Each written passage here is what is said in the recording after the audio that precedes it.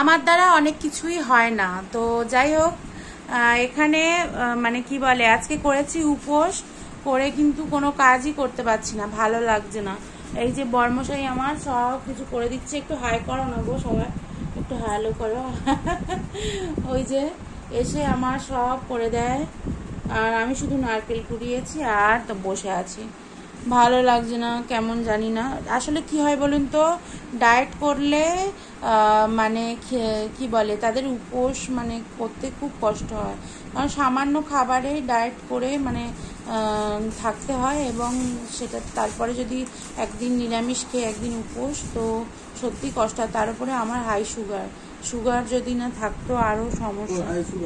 মানে ছিল, এখন ইনসুলিন চলছে, এখন একটু কমে গেছে, মানে সেই জন্য একটু কমেছে। ডাক্তারের কাছে গেলাম কালকে, ডাক্তার বলল যে তুমি ওয়েট কমিয়েছো, অনেকটা ইমপ্রুভ করেছো, প্রেশারও অনেকটা কমেছে, কিন্তু কিছু কিছু ইনফেকশন দেখা দিয়েছে, সেইগুলোর জন্য একটু প্রবলেমে আছি। আর এই যে বর্মশাই আমার সমস্ত কাজে কিন্তু হেল্পফুল। আমরা দুজনে মোটা ঠিকই, কিন্তু ব্যাপারটা হলো আমার বর্মশাই কিন্তু সব কিছুতেই আমার পারদর্শী। মানে রান্না করা থেকে কুটনো বাটনা থেকে মানে সমস্ত কিছু, এমন কোনো কাজ নেই যেটা ওকে হারাতে পারবে। সুতরাং ভগবান ওকে আরও শক্তি দিক, আরও ভালো রাখুক, এটাই চাই। আর এই যে ঠাকুরের ফল কাটছে, সেই জন্য ও কোনো বেশি কথা বলছে না। আর একটু ছোট করো, ও বেশি কথা বলছে না। তো এই যে আবার বসে বসে শিরুনি মাখবে, তারপরে কি করবে, শিরুনি মেখে সব কিছু রেডি করবে, তারপরে আবার ধুতি জামা কাপড় পরে আবার মন্দিরে যাবে। তো এই যে বর্মশাই আর আমি এখানে নারকেল কুড়ে আর চুপচাপ বসে আছি। আমার ভালো লাগছে না, কেননা কেমন জানি না হাই উঠছে, আর শরীরটা ভালো লাগছে না উপোস করে। আর সকালবেলা হ্যাঁ কুড়ে বলতে পারো, কুড়ে কি কি সেটা আমি জানি, কিন্তু বিষয়টা হলো দেখেছেন তো কিরকম কি বলছে বলো একবার, আমি কুড়ে কুড়ে।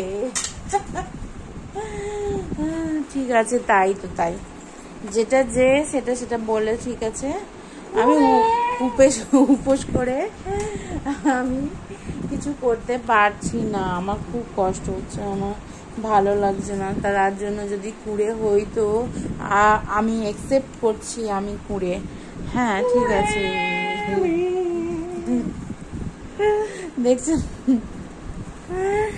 ও এদিকে একা যখন উপোস করে তখন একা যেতে পারবে না মন্দিরে, আর যখন দুজন মিলে উপোস করি তখন এবার আমি রান্না বান্না এদিকে সব কিছু সামলিয়ে আমি হয়ে পড়ি কুপোকাত। আর ও মানে কি বলে, ও এদিকে যেতে পারবে না একা একা। অন্য দিন কোনো ব্যাপার না, কিন্তু আজকের এই ব্যাপারটা অন্যরকম হয়ে গেছে, দুজনেই উপোস। তো ওই জন্য ও পূর্ণিমার উপোস করলে ওর লুচি তরকারি, বাড়ির রান্না বান্না, সকালে সমস্ত জোগাড় আমি করি, তারপরে ওকে খেতে দিই লুচি তরকারি সব কিছু হয়ে যাওয়ার পরে। কিন্তু যখন আমি উপোস করি তা দুজন মিলেই, তখন সমস্যাটা দেখা দেয়। আমি কুড়ে দেখুন খালি, মানে ও যে চুপচাপ থাকে, ও সারা দিনটা আমার পিছনে পড়ে থাকে। পৃথিবীতে কোনো বর কোনো বউকে কখনোই বলেনি তুমি অনেক কাজ করো, সবাই বলেছে কুড়ে, তাই নয় কি বলুন? পৃথিবীতে সব বরেরা বউয়ের বদনাম। বলো কি বলছো, কি বলছো বলো, বলো বলো, না বলতে হবে, বলো। কাজ করছো আজকে? না আমি আজকে কাজ করিনি, আজকে আমি কোনো কাজ করিনি, এই নারকেলটা শুধু কুড়িয়েছি, আর কিচ্ছু করিনি, কারণ আমার ভালো লাগছে না, শরীর ভালো লাগছে না।